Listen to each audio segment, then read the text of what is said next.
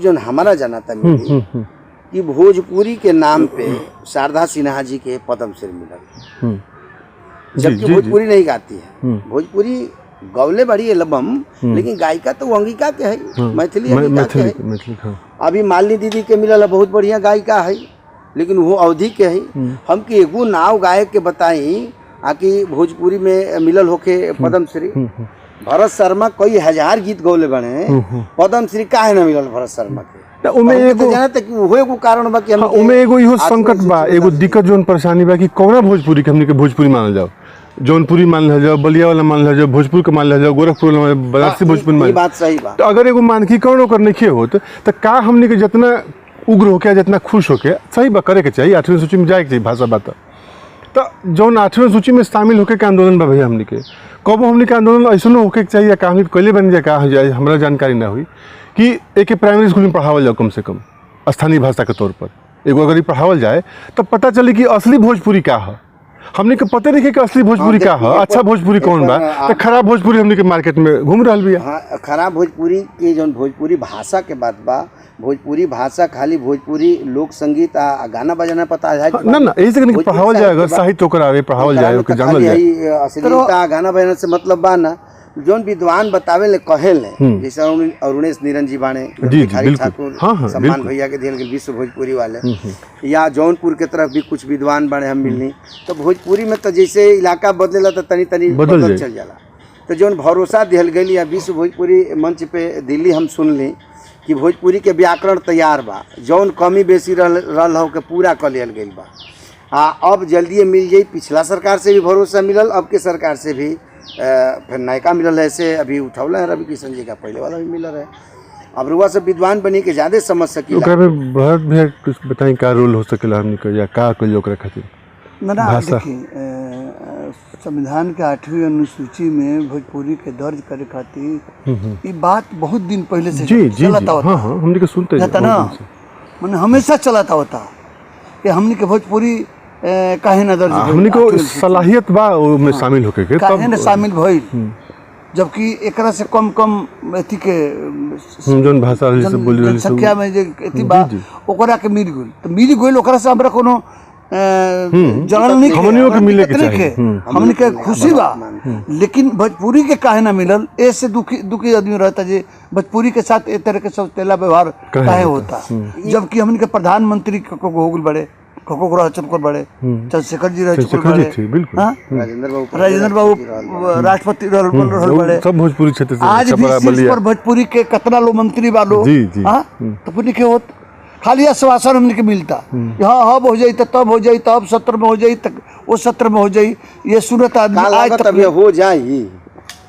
हाँ, लागत बात हो से 15-20 साल से नहीं लागत तारा संगे मंच पे जाए शुरू पहली दिल्ली। देखिए हम महाबल मिश्रा के लेके जगदम्बिका पाल के लेके हम गृह मंत्री के एगो नहीं, एक पहले जो सरकार रहे, इस सरकार में ना गृह मंत्री जी के एगो लिया, सिंधु जी की है, उनका के एगो लिया, ओजा जा करके ओजा आश्वासन मिलल हमने के नहीं एक हमने के तुरंत अपना पीए के बोला, पीए बोला करके कल जी भाई इसको देख करके इसको करके करिए। हाँ ना, ठीक बात। तो ये होता अभी तक, ये होता आश्वासन मिलता। जेटली कहन कि हम आपकी हम रउआ सब के भावना समझता नहीं। अभी भोजपुरी को सांसद बैठे रहे पार्लियामेंट में, लोग बैठे रहे संसद भवन में, वो कहे देख लो उठावत, सब लोग चुपचाप सुनता। कहे के मतलब जे गावत बजावत बा ओकरे जिम्मेदारी बाटे। भोजपुरिया हमनी के रविशंकर जी हमें, भोजपुरिया तमाम मंत्री बाड़े हमरा पूर्वांचल से, यूपी बिहार से, भोजपुरी क्षेत्र के बारे तो तहार भाषा ही मातृभाषा, तहार भैया जिम्मेदारी नहीं के। सबसे संकट ये बा कि गावे बजावे वाला के कपार पर लादल जाता बरियन की भोजपुरी भाषा मने तू, अश्लील मने तू, सलील मने भी तू, लेकिन एक 8वीं सूची में दर्ज करबे तू, आ खराब गाँव तौर से ऐसे तोनी के 8वीं सूची में दर्ज। अच्छा, एक कुल के लेके रउआ संगे रउआ दुनिया में तो बहुत जगह कुल कार्यक्रम के लिए बन जाए, संगे हमेशा साथ रह बन जाए। आ एगो पहचान भी बाकी भरत शर्मा जी बानी तो गोपाल जी भी हन, गोपाल जी बानी तो भरत भैया भी आइल होखब। तो कोनो एकर अनुभव कोनो जैसे रउआ लोग के गल जावा केहू कहले हो कि ना हई करे के हई होता, कोनो शिकायत है कोनो तरह के बात आपसी वालों के बात हुई, अगर वो तरह के कोनो बात हो तो हमने के जानल चाहिए, मतलब ए माहौल के हाँ कि का होता भोजपुर में, काहे हमने कैसन गावत है, कहीं चिंता मिलल बा शामिल इतना कार्यक्रम कैले बन जाए बहुत जगह कई जगह गए खूब जगह कोनो इस तरीका के बात की ढेर गायक जोन बने नो कोई गो गायक तो हमारे से खुद कहले जे यही तरह का मांग बा। अच्छा अश्लील गीत गौला के मांग बा, यही तरह लोग मांग करता। बाकी हम आज तक ले कोनो मंच पर केहू के मांग करत हम ना सुन। बहुत सही। अपना काम ये, से ये बढ़िया मांग बात। करत हुई मैंने तू गाली गावा ए फलाना तू हई गाली गावा हई गंदा गाना गावा तो मांग करत हुई। बाकी हम ने के सुन ले जे केहू कहे जे नहीं हम कोनो प्रोग्राम करावे में 2 लाख 4 लाख रुपया खर्चा बन हुई तो 4 लाख रुपया 5 लाख रुपया खर्चा करा के गाड़ी गावे खातिर बोलाई केहू तेहू कहे भाई भोजपुरी के पहल खातिर आमंत्रण के बाद बा भरत भैया के चाहे हमनी के तो हमरा जहाँ तक जनाला कि हमनी के आमतौर पर तो गौये बढ़ले बनी जा गौये है जाइए पहचान बहिए रह जा जो लड़ाई लड़े वाली संस्था बा लोग संस्था तो हमनों के भी है अखिल भारतीय विकास सेवा संस्थान आवाज उठाई ले जा और कौन लड़ाई लूर बा हमनी के लड़े के आवाम से आवाज उठाई जा। लेकिन जे विश्व भोजपुरी करावता या एक तरह के बोर्ड मंच बनौले बाटे भोजपुरी के करावेला तो हमारा जनाला भैया कि भरत भैया के संगे भी हम पहले गइल बनी अब अकेले भी बोलावल जाला हमके गान बजान होला तो एगो बहाना बाटे कि भोजपुरी के देखी 8वीं सूची में दर्ज करा देवे के बा भोजपुरी में बड़ी अश्लील बढ़ गई बा रउआ भर भैया ना रह तो बाची उची ना आया जाए के बजाल ली लेकिन तो एगो अपन अजाइब सिद्ध करे खातिर अजाइब ये तो 5 गो ओही में अश्लील गावे वाला जुटल बड़ा सा जाइब नु तो जो वो छाटल अश्लील वाला बा ये तो भरत भैया कहें कि आहो तू तो हमसे कहलक कि कहो यहाँ से नहीं भरत भैया रउए रह तो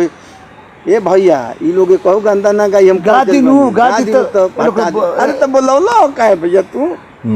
त ना ओ तरह के काम होला गईला के बाद न ओ तरह के पहल होला गईला के बाद उ सीधा अपन स्वार्थ सिद्ध करे के बाटे ओका से अपन राजनीतिक स्वार्थ उनका होखे सामाजिक स्वार्थ होखे चाहे भरत शर्मा ले का गोपाल कलाकार के बोला के मंच के सजावे के बात होखे हमारा इतने जनाई बा। एगो गायक सब पूछनी जे तू अश्लील गीत गाहे गाता रहा तू इतना तार नाम शोहरत पड़ी हुए इलाका में क्षेत्र में तू अश्लील गाहे गाता रहो तो टप देखल जे ए भैया तू शीर्ष पर पहुँच गई बड़नो हमन के गीतिया ना गाई जानू तो 2 पैसा के दी ना है भैया आना के हमन के प्रोग्राम कराई ये गाय गाई हमन के अब कहीं एक कौन जवाब बा हम कहनी तो हम लोग ये तरह के गीत गा करके गंदा गीत का गा करके 2 पैसा कमाए खातिर भोजपुरी के सभ्यता संस्कृति के बटिया मिट चाहते लो एकदम पूरा हो जाए।